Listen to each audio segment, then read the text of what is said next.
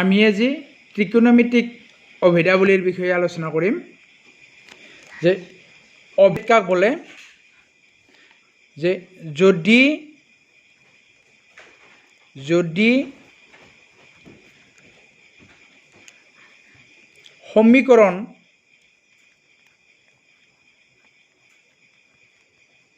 সমীকৰণ এটাত থকা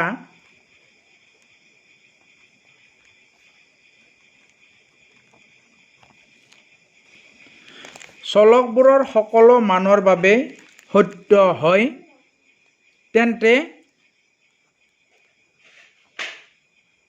সমীকৰণটোক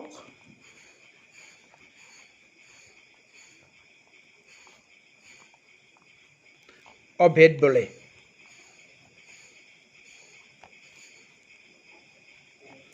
এইটো আমি আগতে পাই আহিছোঁ। গতিকে কিন্তু এতিয়া আমি পঢ়িম ত্ৰিকোণমিতিক অভেদ কি, যে ত্ৰিকোণমিতিক অভেদ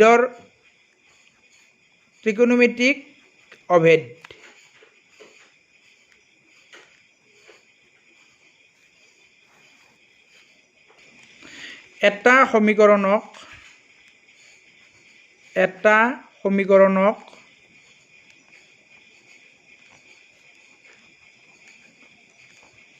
ত্ৰিকোণমিতিক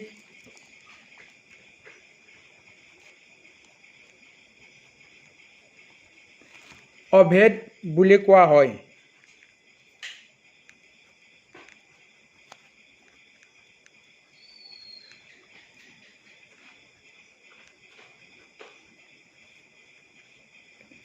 হয়।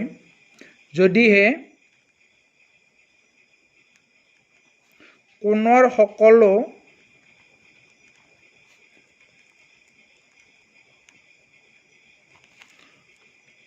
মানৰ বাবে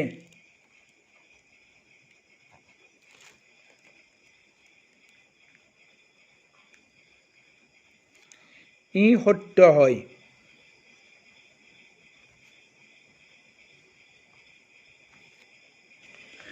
ত্ৰিকোণমিতিক অভেদ তিনিটা। 1 number sin square theta plus cos square theta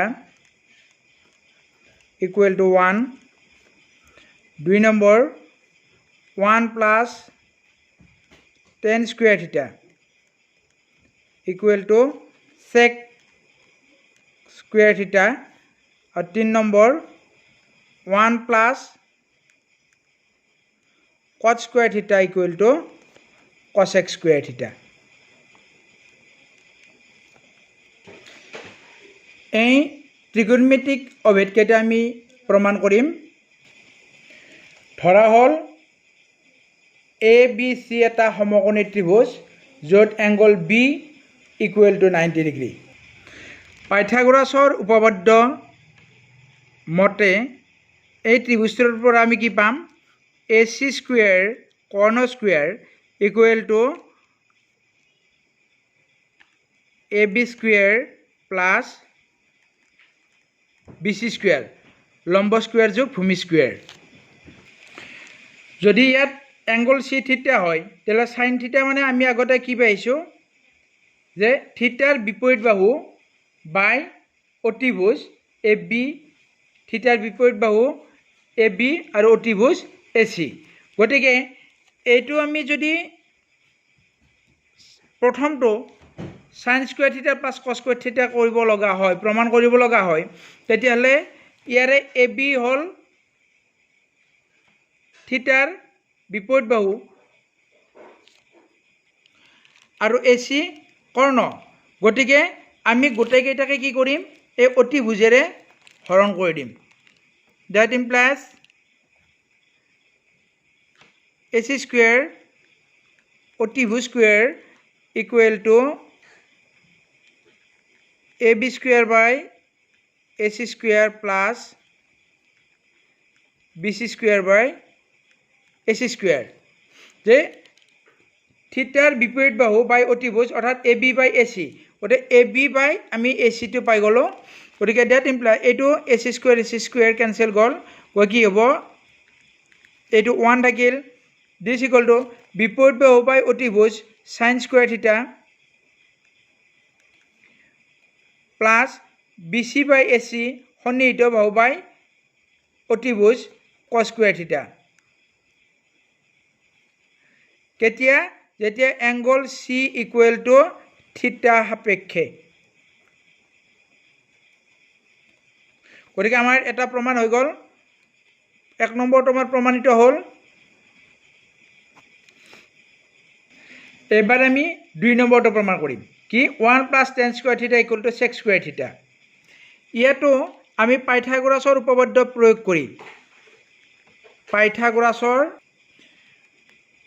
কৰি কি পাম AC square equal to AB square plus BC square এতিয়া ইয়াৰ পৰা এই থিটা সাপেক্ষে যদি আমি tan থিটা পাব লগা হয় তেতিয়াহ'লে কি হ'ব বিপৰীত বাহু বাই সন্নিহিত বাহু অৰ্থাৎ AB বাই BC মানে কি হ'ব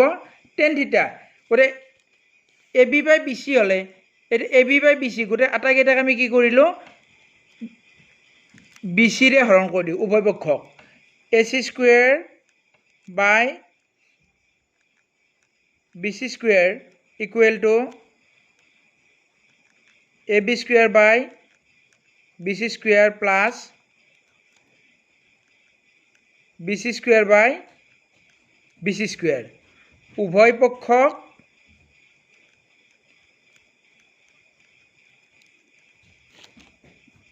BC স্কুৱেৰে দি হৰণ কৰিম ইয়াতে এইটো BC স্কুৱেৰ কেনসেল গ'ল 1 থাকিল এটা কি থাকিল AC square by BC square by BC square মানে কি অতিভুজ বাই সন্নিহিত বাহু তাৰমানে কি হ'ব sec স্কুৱেৰ থিটা ইকুৱেল টু AB স্কুৱেৰ বিপৰীত বাহু বাই সন্নিহিত বাহু tan স্কুৱেৰ থিটা প্লাছ 1 কি কাৰণত এংগল C ইকুৱেল টু থিটা সাপেক্ষে মানে আমি যদি এইটো সজাই পৰা লিখো কি হ'ব 1 + tan স্কুৱেৰ থিটা ইকুৱেল টু sec স্কুৱেৰ থিটা এইটো আমাৰ প্ৰমাণিত হৈ গ'ল 2 নম্বৰটো আমি প্ৰমাণিত কৰিলো এবাৰ আমি প্ৰমাণিত কৰিম 3 নম্বৰটো 3 নম্বৰটো আছে 1 + cos স্কুৱেৰ থিটা = cosec স্কুৱেৰ থিটা গতিকে পাইথাগোৰাছৰ উপপাদ্য প্ৰয়োগ কৰি আমি কি পাম AC square equal to AB square plus BC square এতিয়া আমি এক cosec পাব লাগিলে cosec থিটা মানে কি অতিভুজ বাই বিপৰীত বাহু অৰ্থাৎ AC স্কুৱেৰ বাই AB স্কুৱেৰ গতে AC স্কুৱেৰ বাই AB স্কুৱেৰ হলে আমি ইয়াৰে উভয় পক্ষক আমি কি কৰিব লাগিব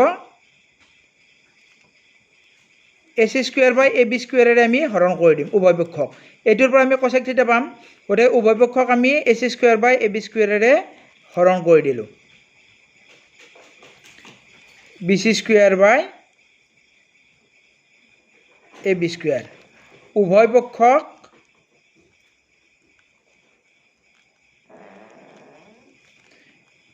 AB স্কুৱেৰে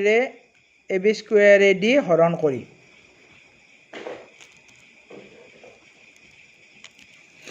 তেতিয়াহ'লে কি পাম AC স্কুৱেৰ বাই AB স্কুৱেৰ থিটা সাপেক্ষে এইটো কি হ'ব AC স্কুৱেৰ বাই AB স্কুৱেৰ cosec স্কুৱেৰ থিটা equal to AB square cancel গ'ল গৈ কি থাকিল 1 থাকিল আৰু কি থাকিল BC স্কুৱেৰ বাই AB স্কুৱেৰ তাৰমানে কি হ'ব cot স্কুৱেৰ থিটা কি কাৰণত এংগল C ইকুৱেল টু থিটা সাপেক্ষে